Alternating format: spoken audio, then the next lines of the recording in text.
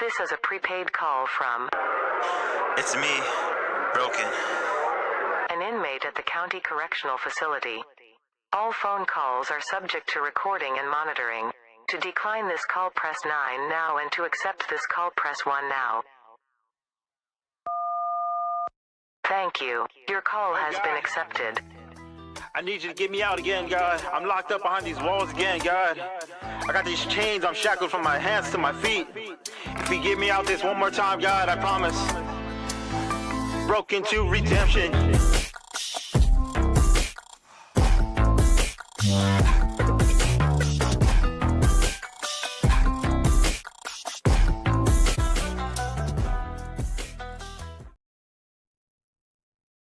Yo, welcome back to another episode of Broken to Redemption podcast. I am your host, Brandon Scotto. I have Melissa going to come on today, tell her story about her life of addiction, prison, and her life of redemption. So let's go ahead and bring her in. Oops. Sorry about that. Good morning. Good morning. How are you? I'm doing good. Yeah? Yep. Living the life, man. Yeah. How was your holidays? They were pretty good. I mean, I spent I think I did Thanksgiving volunteering at the crisis center, and then I did Christmas at a friend's house. Nice. Yeah, so that was pretty fun. Good food? Hell yeah. You Yeah. know it. Yeah. People know how to cook on the holidays. Right? Yeah, it was pretty good. Hey, so you want to tell us where you're from? I'm originally from Norwich, Connecticut. I was born and raised there pretty much my whole life. I think I moved to Florida when I was about 15 and spent quite a few years down there. And then I went back and forth from Florida to Connecticut. And then 7 years ago came up to upstate New York. Okay. You want to give us a brief of your life and like what your life was like, how you got into that life, and where you are at today? And then Sure. I'll jump into questions. All right, sure. I mean, let's see. At the age of 5, I started to get molested. By the age of 7, CPS was involved. By 13, I was sold to a drug dealer. Um, and then recovered about after a week of being in the drug dealer's hands. At 15, I moved to Florida to be with my sister, and at 17 started the gang life, selling drugs, stealing cars, running guns. Um, and then I met somebody that I spent a lot of years with of pure addiction. And then let me think. I started to have kids at the age of 21. I have 4 beautiful children. But that wasn't enough for me. I still needed drugs in my life. I was still the hard ass that I wanted to be. Nobody could tell me no. I always got my way. Um, and then like I said, about 7 years ago, I came to upstate New York, and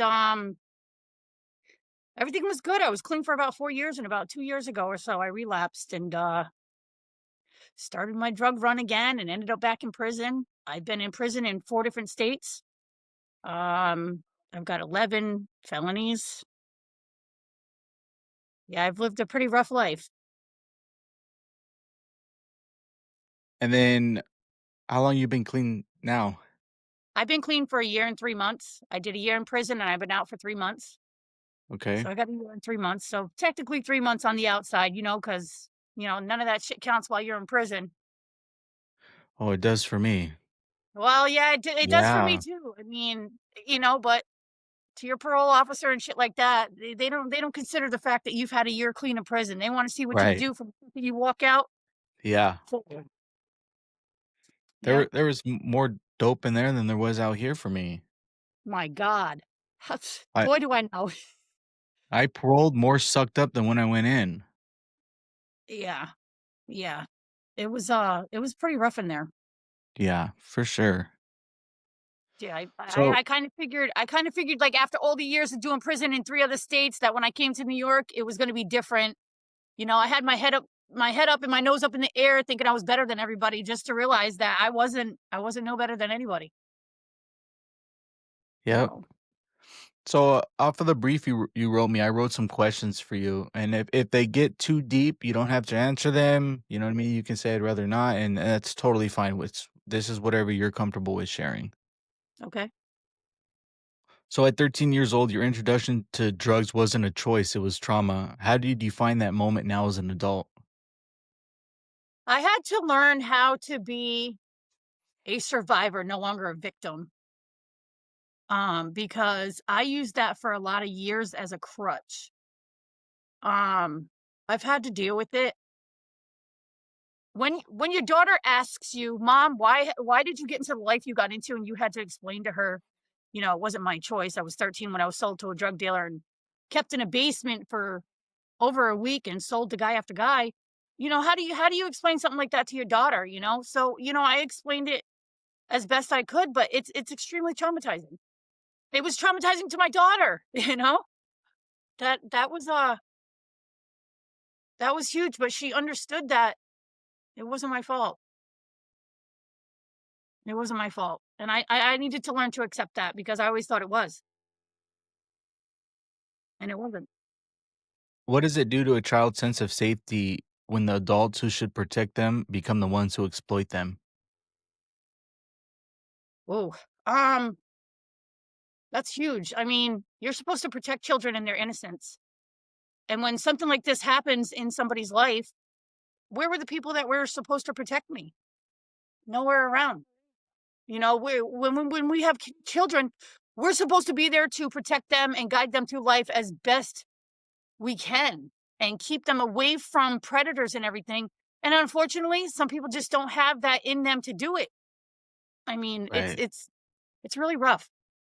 But I can tell you what, I definitely I it traumatized me as a mom because I was always scared to let my kids go out of my sight. I think that's what the roughest part was, is allowing my kids to step out into the world on their own. Knowing what I've been through, I'm like, no, I don't think that's a good idea. Like, slow down growing up. Right. The world's evil. The world is extremely evil, extremely evil. So how did that early trauma shape the way you saw yourself growing up? I saw myself as, wow. I saw that's deep. Um, I saw myself as a target.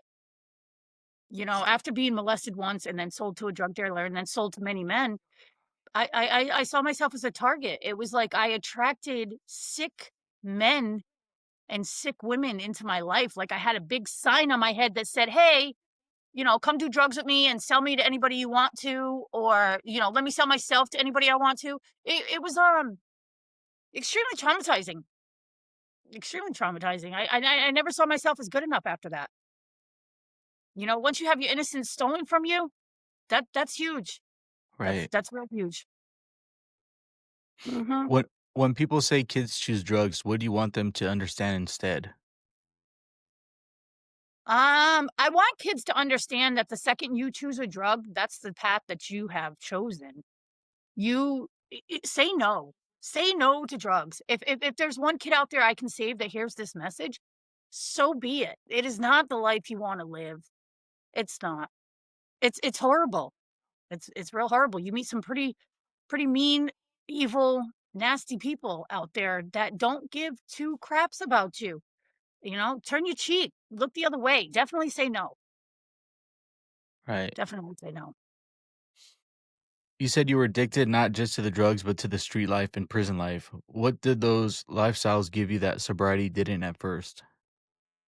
Those lifestyles gave me fast money, drugs all the time in my pocket, power over people that were addicted. It gave me everything I thought that I needed in life, and that was pretty much nothing. It took everything from me. It Eh, took everything from me. How did gang involvement and violence become normalized in your life? Um, I had to learn how to, when I was in the gang, learn how to suck it up and be big. I mean, it I don't know. I mean, I had to learn how to do things that I really didn't want to do in order to prove myself to people. that I really shouldn't have been proving myself to in the first place. There was no need to. There was no need to prove how big and bad I was. I was big and bad on my own. But I mean, I took some bottles to the face and some guns to the head, and for what? For no reason at all. No reason at all. So must be with men. Morning, Nilu. Good morning. Yeah, you forgot this in 307 back mat. Looking back, was there ever a moment you almost chose a different path but didn't? Is it like not? Yeah, actually, I wish I would have chose the clean, sober life, and instead I chose to go down that road of addiction and gangs and stealing cars and running guns. I mean, that was my thing to do. I don't know. I was just so addicted to it. I didn't know how to let it go. So I did not know how to let it go. I wanted to so bad. I wanted to very badly, but I just couldn't. You know, you get them wads of money and drugs in your hands and a gun in your waistband, and you think you're the kingpin. Right. Absolutely not. How does addiction slowly take away your identity without you realizing it? It robs you from the person that you are when you can get somebody to help you. You know, there's help out there for people that are addicted. It takes your whole identity and puts a twist on it. You know, people don't see you the way you used to be when you were clean. Not at all. You know, they don't trust you no more. They don't, I don't know. They see you as something different, you know, somebody who can't have a normal life. Or so they think. for Lori to go. Yeah, when she's gone, So you survived narcissistic abuse, alcoholism, exploitation while streetwalking. How did survival mode change your boundaries? Survival mode changed my boundaries big time because I needed to learn to protect myself when I was out there in the streets. I needed to learn how to man up and be somebody for myself, you know, protect myself because I wasn't protected by anybody. So I needed to learn how to I needed to learn how to fight against, you know, bigger people than what I was. It was not very easy. The street life is just, it's nothing like it used to be, you know? Nothing like it used to be. Everything's so messed up nowadays. You're gonna have to excuse me for a minute. I just have to bring this stuff upstairs. Okay. I'm working while doing my podcast, but I got this. But so yeah, I mean, the street life, I mean, when you have to carry a gun around at the age of 17 to protect yourself, there's something wrong with that picture. There's something definitely wrong with that picture. Yeah, I mean, it was crazy, man. It was crazy. And the thing is I met somebody and I had everything I could have possibly wanted and needed in life, and drugs took it all away. You know, that's a crappy feeling when you go from having everything over and over again to keep going back to the street life. There's nothing fun about that at all. What does society get wrong about women who are exploited and addicted? Society thinks that we chose that life or that women chose to be addicted. We never chose any of that. We never chose to have our bodies sold. We never chose to get raped when we were out there looking for drugs. We never chose. Society thinks that we wanted those types of things when in fact all we wanted was somebody to love and care for us. And I don't know, society's so messed up today. I can't even really answer that. I mean, I guess I did in a way. Yeah. Society today is really messed up. So how do you separate shame from responsibility today? Oh God. I had to learn to get over the shame and the fear that I was living. Telling my story to people, the second they hear that I was a streetwalker or anything like that, I mean, that's shameful. When you're telling your story, that's shameful. But if you can't get past that shame, you're never going to heal. You're never gonna heal. Um, I don't know. I don't know, man. I've lived such a messed up life. Um, the shame's still there, but recovery helps me through it. You don't have people that judge you in recovery. You know why? Right. Because they've been through the same thing you've been through, if not worse.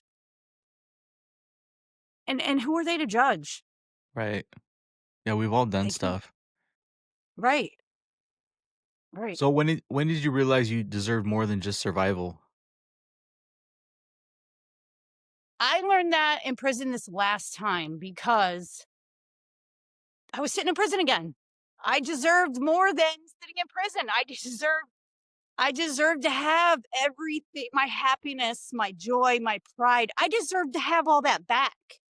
I didn't deserve to pick up drugs. I didn't deserve to be sold. I didn't deserve to sell myself. I didn't deserve to be molested. I deserved a good life. And it took me until I went to prison this last time to realize that I deserved those things and that I wasn't any better than anybody else and I needed to work to get them again. I think that's the hardest part is when you lose everything time and time and time again, and then you have to rebuild. I'm tired of rebuilding. You know, I'm back at square one. I don't want to have to keep rebuilding. Right. I think I'm done with that part of my life. I mean, I'm still rebuilding today. You know, I live in an efficiency apartment with my roommate, my service dog, and her 10-year-old, and it's a tight space. You know, I'm sleeping on a couch, a pull-out couch. But I want more for myself. I want my kids to look at their mom and say, "Hey, that's my mom." You know, she's been through a lot, but that's my mom. She's there for us. She loves us. She would never do the things to hurt us that she did before. I want my kids to have forgiveness in their heart for what I've done to them, you know, and for me to keep losing things over and over again and keep having to go back to prison. That's not cool. That's not cool.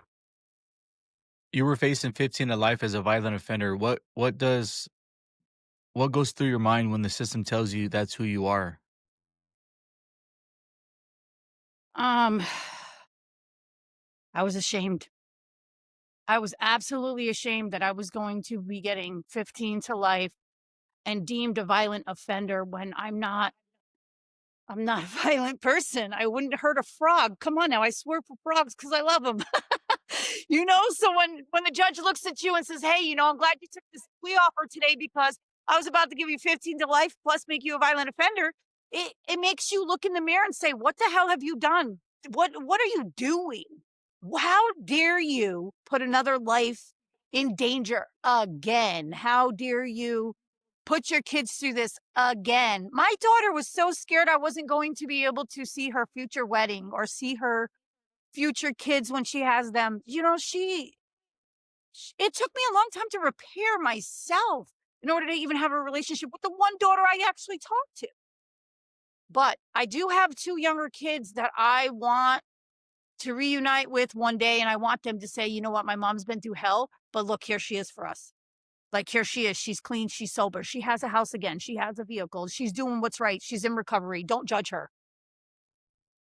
And that's the biggest thing. People judge us. People judge us because of the life that we used to live. And they don't think that we could do any better when in fact we can. We can. Recovery works. Recovery is huge. But when that judge looked at me and said, "I'm so glad you took this plea deal," I almost hit the floor when he said he was going to give me 15 to life. I cried. I cried and I couldn't stop crying. I wrote a 7-page letter that he allowed me to read. And I do believe because of the letter that I wrote, had that judge not had any compassion, I'd still be sitting in prison today. Yeah, because that DA was going to sock it to me. She was. She didn't like the situation. She didn't like any of it. I was fighting 8 felonies. 8 felonies. And I was taking it to trial. I wanted to go to trial. What crazy person in their right mind has doors kicked in, there's guns and drugs in the house, and you're harboring a federal fugitive? What type of person takes that to trial? This crazy person does because I thought I was innocent. Yeah. There was nothing innocent about anything I did at all. What was your experience at Bedford Hills, and how did the drug program impact you? Oh God. I tried to run the drug program. Yeah. I tried to run the drug program. I didn't like the way the counselor ran it at all. And I got sanctioned. I got 3 tickets. They said I tried to take over. I was like, "What? Try to take over? No, you just not doing what you need to do. Like you don't care for people like I care for people. I'm a very empathetic person." But my experience at Bedford Hills was absolutely horrible. Horrible. You get COs and lieutenants and sergeants and stuff in there that think that their rank is so much better than what we are. Um, and they don't care about you in there. Your medical needs aren't met properly. When you're in the infirmary, they don't pay attention to you. Uh, if you look at a CO the wrong way, next thing you know, you get written up and you get tackled. They had a lot of army people in there, National Guards, because they couldn't control the system anymore as COs and sergeants and lieutenants and stuff like that. So they had to bring in National Guards. You know, the COs went on strike. Who goes on strike in the middle of everything that's going on? And next thing you know, you got National Guards all around you that think they're like the COs, and things got very tough in there. Things got extremely tough. It's an experience I never want to go back to. Absolutely not. Bedford Hills Women's Correctional Facility is one of the main toughest female prisons that you can ever be in. I mean, I've seen people get stabbed. I've seen people get hit with locks. I've seen people set fire to things. People hang themselves. Swallow batteries and stuff like that. Like, no, that place, it's horrible. Absolutely horrible. You're in there with people that are lifers that don't care if you get into an argument with them to just cut you with something or hit you or that place is horrible. I wasn't even supposed to be in a max prison. I was supposed to go to shock, women's shock program at a Lakeview. But due to the fact of my health conditions and my seizures, I was in alternative shock. And that program, I think I faked it to make it in there because I wanted to come home. I didn't hit recovery hardcore until I got out. I mean, in there, the counselors, nobody cares about you in there. Nobody cares. Nobody cares. It's sad.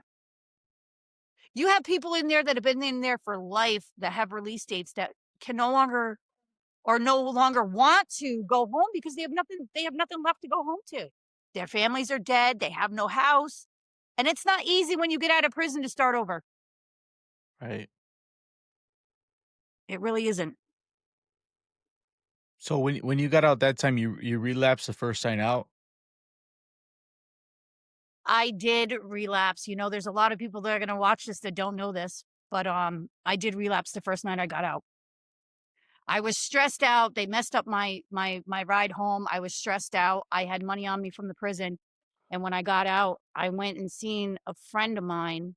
I wasn't in the room longer than 10 minutes at the hotel right here where I work at. I wasn't in the room no longer than 10 minutes. And I walked out and I walked to go find a friend in NA.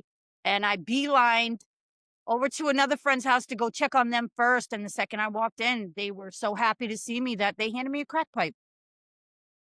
And I relapsed the first night I got out. And my parole officer really got on my ass about that. You know, I'm allergic to fentanyl, and I did a drug test, and there was fentanyl in the drugs I used. And you know, he's like, you know, what are we doing here? He's like, you got 1 foot back into the prison, and I'm like, no, we don't. Like, what do I got to do? What do I got to do to get on the right path? And he's like, you know what you need to do. You need to go to DSS. You need to get into St. Joseph's. You need to get into NA and AA. I did everything he wanted me to do after a relapse. Do I consider that a backslide? Absolutely. Um, do I can had I continued, maybe I would think that I only have 3 months clean. But I don't know. A lot of people see it differently. I went and told the people I needed to tell what happened, and I lied to the ones that I knew would judge me. And I had to come to terms that it was only I had to be honest. I had to be honest because that's the only way recovery works is honesty. Yep. So what did that relapse teach you about triggers, trauma, and accountability? It taught me that I needed to be accountable for my actions and tell the truth and not lie about it. Um, and triggers, oh my God, triggers are stress. Stress is a huge trigger in a recovering addict's life because we feel, or I feel, that when things get stressful, it's okay to go out and use. It'll take everything away, but only for a matter of minutes or however many hours you decide to. You have to face reality after you relapse and say, hey, this is not the life I want to live anymore. I don't want to hurt people anymore. I don't want to hurt my family and kids anymore. I don't want to be that person that nobody looks up to. So accountability is huge. You have to be accountable for your actions and you need to be truthful about them. So Absolutely. you're in NA and AA. What part of recovery has been the hardest to accept? Um, I needed to accept the fact that when I got out, I used, and I was very scared to do that. I was very scared to say, "Hey, I just relapsed last night." Um, I think that day by day, every day is hard. So if you don't have somebody to reach out to in NA or AA, find that person because you can't do this alone. There's nothing I do on a daily basis that doesn't trigger me. I go through it every day. I get triggered by the smallest things. If I spill something, it triggers me. If I have somebody have an attitude with me, it triggers me. If I remember something in my head, it triggers me. So taking accountability and responsibility for your actions in your life every day in NA and AA, that's a must. That's a must. The hardest thing to accept was the fact that I am an addict and I always will be. Always will be. So how do you stay sober while carrying 34 years of addiction history? I have a sponsor. She's absolutely amazing. When I need her, I reach out to her. I go to my meetings, I go to therapy. Therapy is key, man. If you ain't got a therapist, get one because you're gonna need one. Um, Therapy is definitely key. And I have a great friend that I'm with all the time. He's absolutely amazing. He knew nothing about my life and he asked me out one night, to dinner, and I've been around him ever since. So he's huge in my life. Like if I didn't have him around me, I don't know what I would do, but I don't want to put it all on him. I don't want to put all that responsibility of keeping me clean on him because that's me. That's all me. I deal with shit. Excuse my language. I deal with stuff today that I never would have dealt with before at all. I would have went out and used and chalked it up as a loss. Oh well, you know. Oh well. I'm able to deal with my issues today on a day-to-day basis. It's 1 second at a time. 1 second at a time. The sun shining wrong can trigger you. You know what I mean? And it's addiction is cunning and baffling.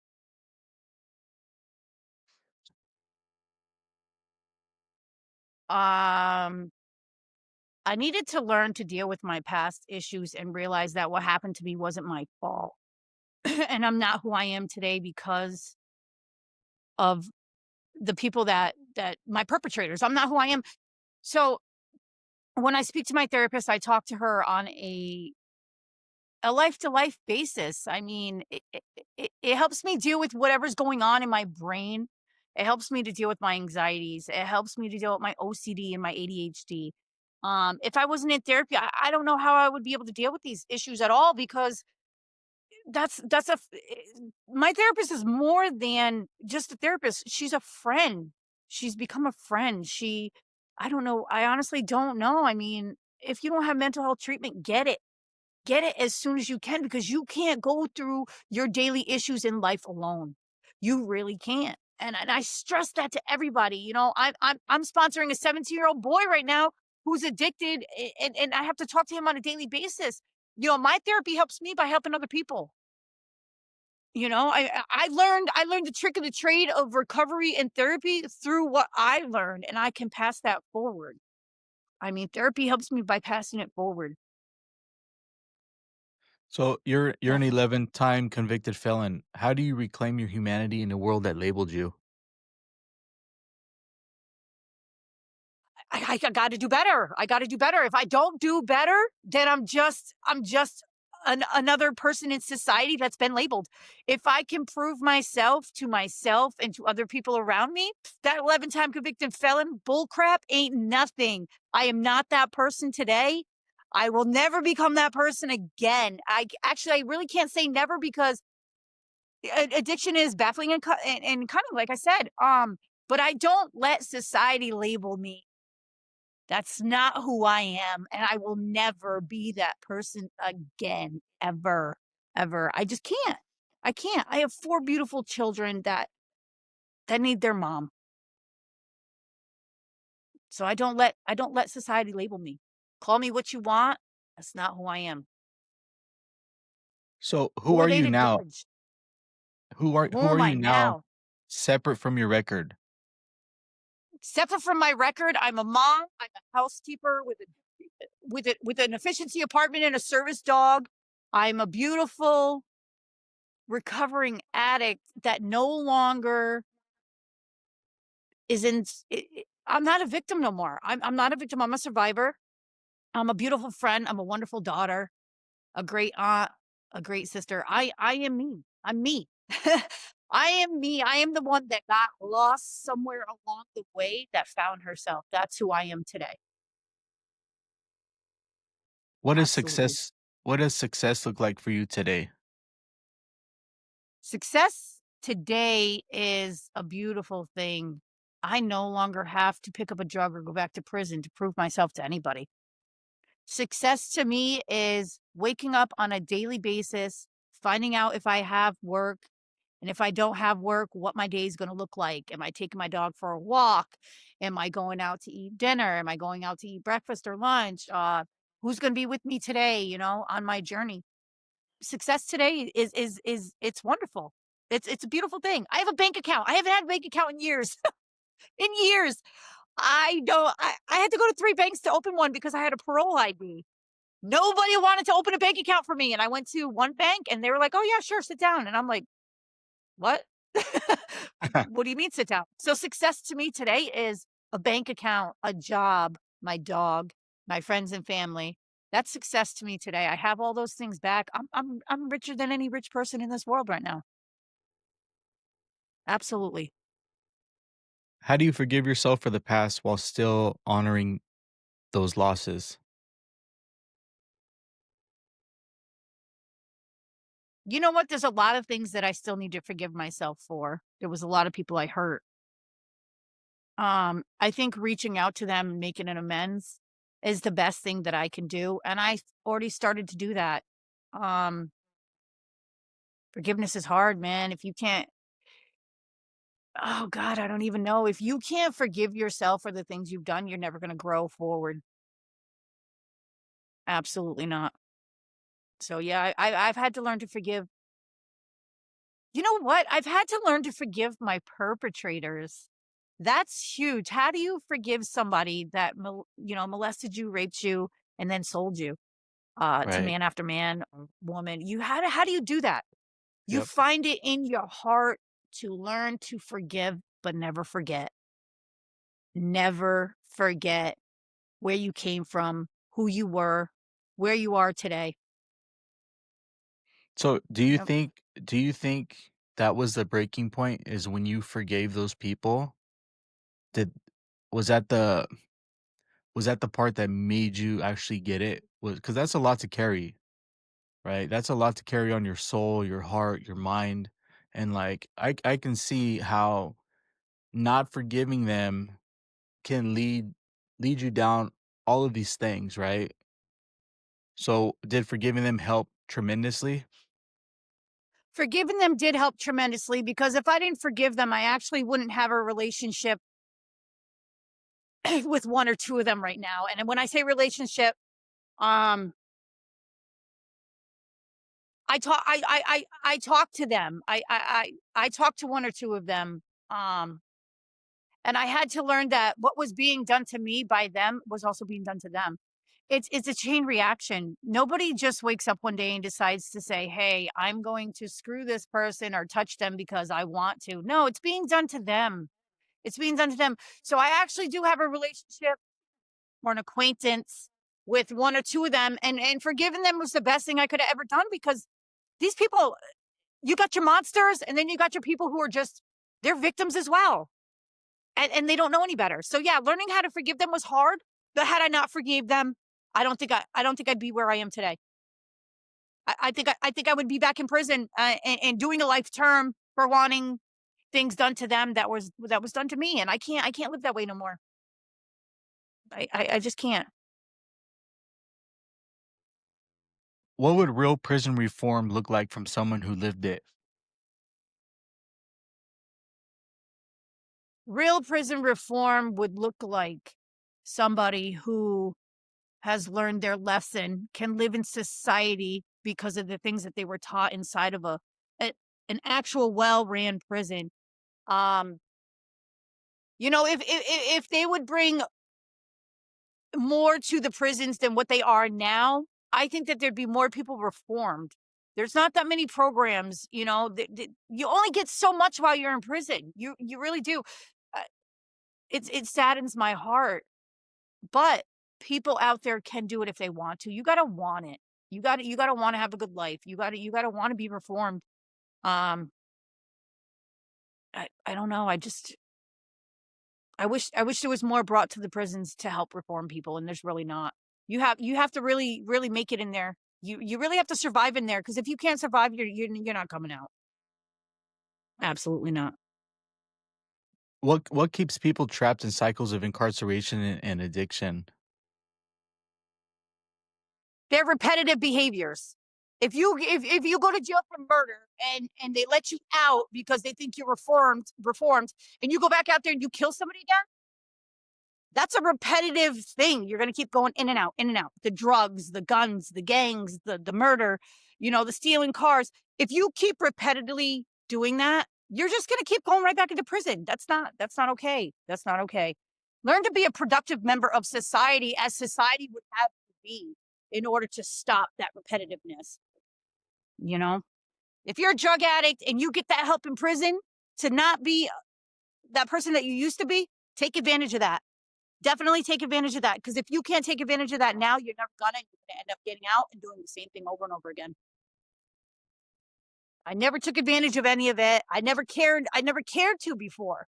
This last time really woke me up. I had a choice between doing good or having my kids in my life. I had a choice between doing bad and having my kids in my life, and I chose my kids. I chose, my daughter gave me an option. She told me, Mom, if you can't stop, I don't want nothing to do with you. What, for her to say those words after 21 years, 22 years of being her mom, and her seeing me through everything she's seen me through, there was no option. There was no option. If you can't choose your kids in your life over that life, then you have major issues that really need to be dealt with. Yeah. What keeps you fighting today? The sick and suffering, the still sick and suffering. Seeing these people around me at DSS and everything, claiming, oh, they won't help me, they won't do this, they won't do that. Well, you gotta want it. You gotta want it. If you don't want the help, you're never gonna change. So seeing these people on a daily basis high and screwed up and not being able to buy food, or they stink and they're dirty, or they're being put here at the motel because they have nowhere else to go, or that's what keeps me clean. I run into people on a daily basis. There's not anybody I don't know. I could go to the next town over. I know people. I know people everywhere. And seeing them still doing bad or sick and suffering is what keeps me clean. I don't want to be that person no more. I hear the comments people make about them type of people, and I was like, wow, is that what they thought of me when they seen me all messed up? Yeah, no, I don't want people to think of me that way no more. Society's a rough place to be if you are not a productive member of society. They will bash you. They will stomp on you. They will kick you while you're down. You got to want that help. You got to want to be better. And I see it every day. Every day I see it. And it's sad. I invite people. I know so many addicts right now, and I invite them. Hey, we have a meeting at the Blessing Tree at noon. Like, come down, come down to the Blessing Tree. I actually helped one kid walk in. He kept walking by. And I'm like, dude, we care about you. Why don't you come in? He's like, nah, I don't think I'm going to do that. I'm like, all right, well, when you're ready, we're here. And he's like, you know what? Yeah, I'll go in. And I was like, heck yeah, man. But he didn't get it. He didn't get the message. He didn't get the message. He's still out there sick and suffering. And that's what keeps me going every day. I just want to help myself so that I can help somebody else get the message to get clean. You don't have to live that life no more. Just because you think there's people out there that don't care, there really is. There's somebody out there that loves you, man. There's somebody out there that wants you to do good. There's somebody looking down upon you that wants you to do better for yourself. Life is grand. Life is really grand. Take a look at something different this time, when you get out of prison or you're in recovery. Look at the mountains, look at the sun, look at the beauty around you. Don't look at all the negativeness, because that will drag you back down. What message do you have for women who feel too far gone? You're not too far gone. Trust me. There is a life outside of the life that you have been living. There is somebody that will hold you up while you try to get yourself help. Don't give up on yourself. You're somebody's mother, daughter, sister, cousin, aunt. Don't give up. Don't give up. There's a world of wonders out there for us women today. Absolutely. You don't have to sell your body or stick a needle in your arm or put a crack pipe to your lips. You don't have to do those things, man. There's so much more out here for you. I really want women to know that they're beautiful inside and out. We brought life into this world. What do we look like doing these things when we have daughters and nieces and stuff like that? Those younger women look up to us. My daughter she is such a beautiful, she's such a beautiful young woman. Everything she's seen me do, she's like, that's what I don't want to do. Now she's an EMT paramedic. She has a house. She has a vehicle. She did everything that I wanted to do. But because I seen my mother live the life that she lived, and I looked up to my mom, that's what I wanted to be. I wanted to be that person that drank and had guy friends and hung out with bikers and gangs. And no, you don't have to be that woman today, man. There's somebody out there that loves you. Change your life. It's worth it. Absolutely worth it. If your 13-year-old self could see you now, what would you tell her? You did it. You finally did it. You finally broke the chains of your messed up life. You finally did it. I think that's what I would say to myself. Look at you now. Look at you go. I never dreamed I'd be doing an interview on a podcast ever. My 13-year-old self is saying, you go, woman. I wanted to be good for the world. I wanted to do right in the world. And it's taken me all these years to do so. Yep.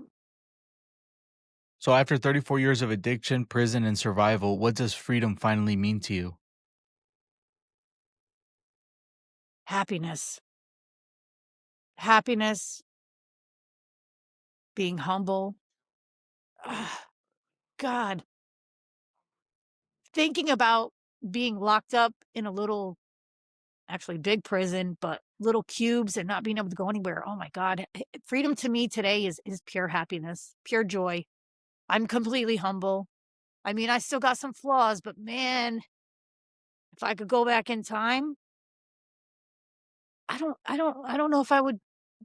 I think there'd be a few things I could change, but nah, I am who I am today for a reason. Yeah. Freedom is happiness and joy and humility. And I think I'm more free inside to know that I don't ever have to be that person again. I don't ever have to be that person that's selling my body or rocking with gangs and kicking doors in. I don't. Freedom is pure joy, pure happiness. That's what it is today. That's all the questions I have. Do you have any questions for me? What made you become the person you are today?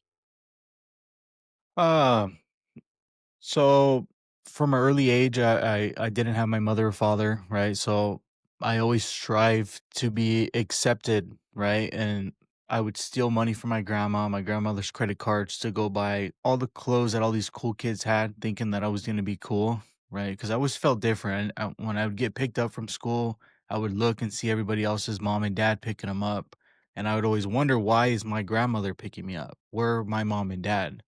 And I was so young, I never knew why, or I didn't know why, and I didn't understand why, right? All I knew is that I only had my grandma, which I was truly grateful for it, right? Back then, I really didn't get it, right?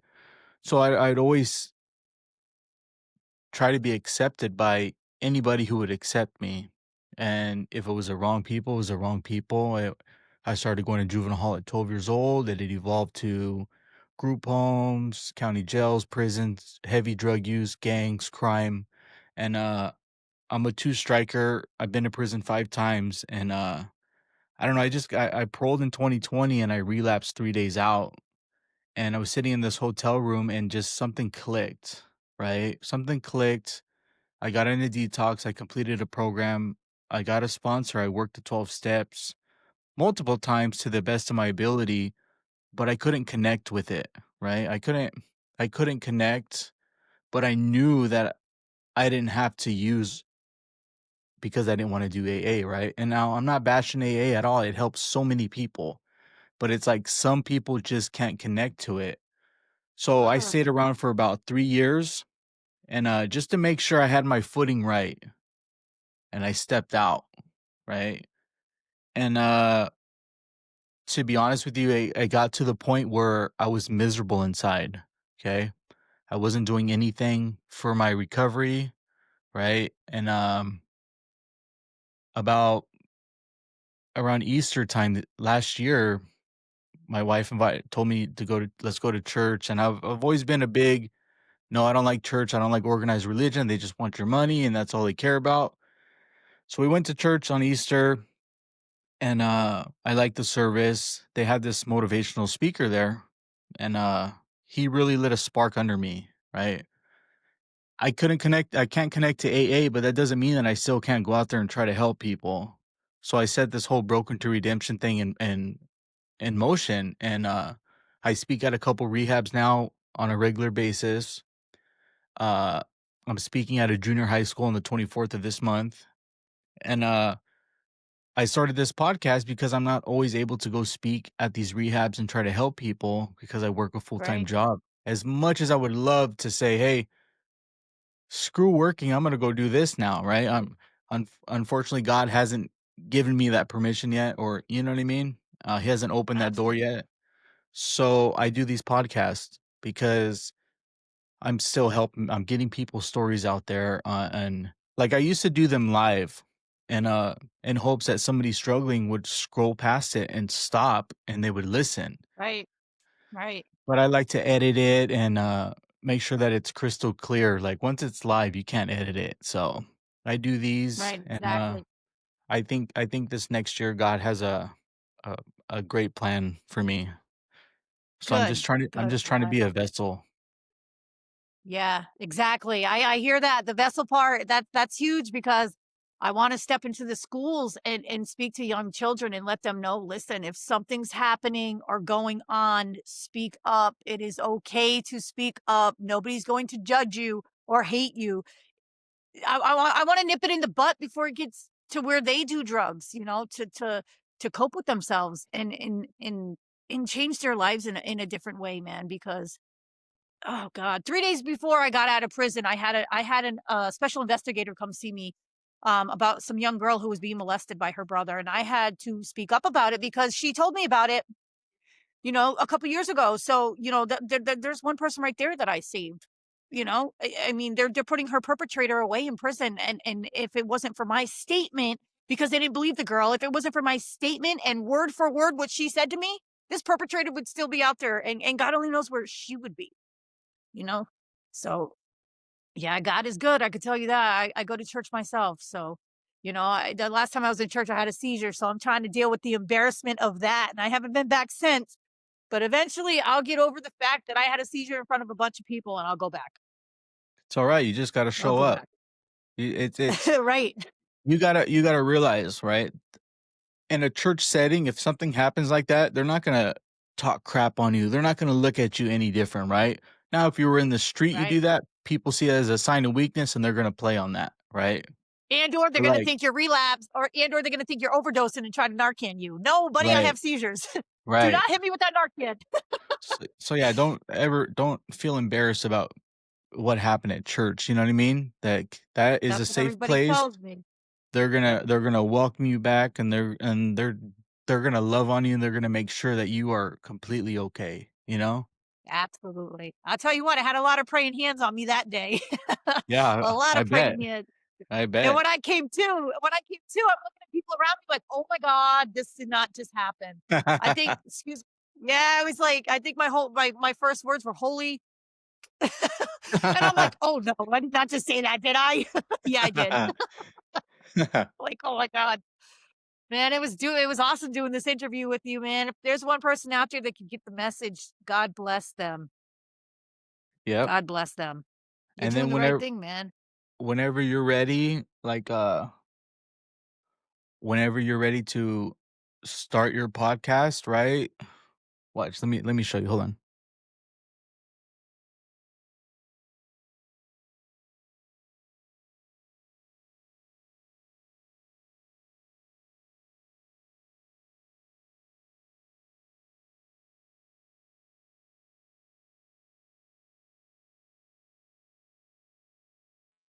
There's a this is like $100 microphone, right? Yep. And it worked. That's what I started with, right? This one.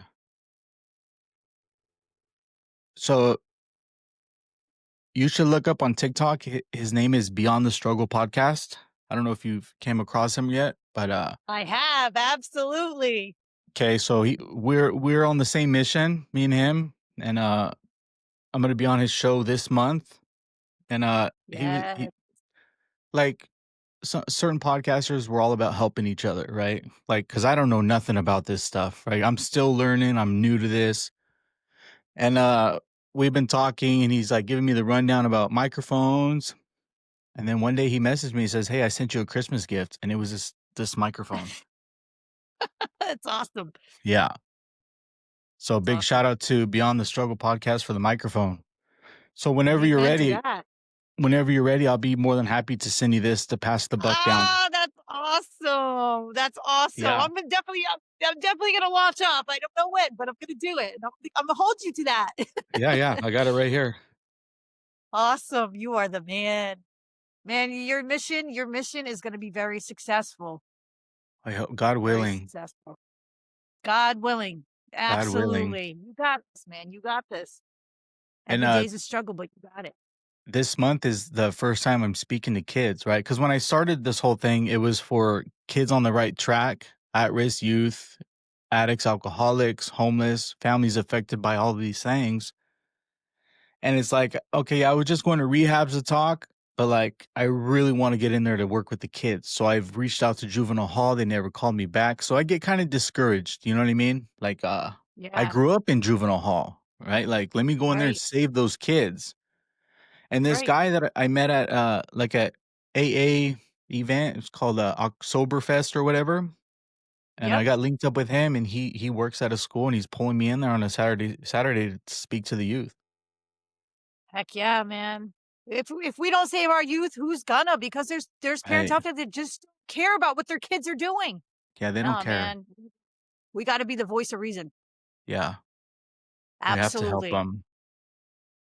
Yeah, well, I appreciate you doing this interview too, man. I'm hoping that maybe there's some woman or somebody out there that'll get the message that 34 years of addiction. 34 years of addiction. Just done. Done. I can't do it no more. Right. It's too much. It's too much drama. It's It's not harder it's keeping up with my addiction than it is with keeping up with life. right? Sober. Absolutely. I don't have to look over my shoulder anymore. Well, kinda. I mean, I got a parole officer, but I mean, Yeah. even then, I don't look over my shoulder because I'm doing what's right. As Yeah, long as I'm yeah. doing what's right, I don't have to be like, is the door Let it locked? No let more him of look. that. Let him watch. But I invite him right in. Want to come in? Come Yeah. on in. So I got out during COVID, right? And Uh-huh. he would call me. He says, "All right, walk outside your front door." And I was like, "Okay." And he'd just wave and drive by, and I was like, "What? Okay, that's cool." But then what really made me mad, right? And I got a big resentment towards it was when I relapsed and I was sitting in this motel room, I called my parole officer and I told him, "Hey man, look, this is what I'm doing." Right. And he asked me, "Well, where are you at?" And I said, "I'm not going to tell you all of that. Right. I'm not going to tell you what room Right. I'm in, but I'll tell you where I'm at." And I said, "But I need help." And he's like, "I can't help you right now. We don't have any funding." And I was like, "What do you mean?" He's all, "Because of coronavirus, there's no funding Mm-hmm. for programs." He's all, "Just be safe and have a good time." And I was like, "What?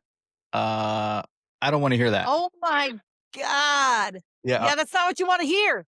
That's not No. what you want to hear. You want to hear, hey, man, I care about you. Even if you're just a parolee, I care about you. I'm on my way. Yeah. Yeah. Let's get you in somewhere. You know what I I mean? was That's exactly uh, what my PO, I my was PO did thinking, that. I was like, "Bro, any other time you could have told me that, I would have ran with it, but not this one. I don't want to run no more." Right. Exactly. You know, when my PO said to me, I'm like, well, what do I do? He wanted to know the same thing. Where you at and who you with? Well, I'm not telling you all that. I'm not ratting my Yeah. friends out. I'll Yeah. tell you the street I'm on. That's about it. And where Yep. do I go from here? And he said, you take your ass up to DSS and St. Joe's and get yourself the help that you need. And do it now. And I did. I stepped out the door where I was at, thinking I was going to be arrested. And I'm like, well, God, this is your decision. It is what it is, man. And I stepped out that door and realized there was no cops there. There was no parole officer there. It was me walking up to DSS to get myself the help that I needed. Absolutely. And you got to want it. You got to want it because if you don't want it, ain't nobody else around you going to care. They don't care. Right. They They only don't. care what you got. Exactly. What you Well, got or what you're gonna do for them. exactly. Well, I appreciate you, man. I got to get back to work. All I did was Okay. strip my rooms down. I appreciate you, man. Man, this Yeah, of course. podcast was absolutely fun to do. If there's anybody out there that needs any help, man, send them my way. I'll talk them right through whatever they need to be talked through. Do you want to drop your TikTok on there so if people, you know what I mean, need help or something, have some questions? Yeah, I'm sure. My name's Melissa. My TikTok is under red1234. Feel free to hit up my inbox if you need some help or just someone to talk to. I am a survivor, no longer a victim, and you don't have to be either. You no longer have to be a victim, man. You can get through this. Hit me up in my inbox, not for a date, not for lunch, not for money, for help. Hit me up for help, someone to talk to, man. I'm here. Amen. All right, I'll let you get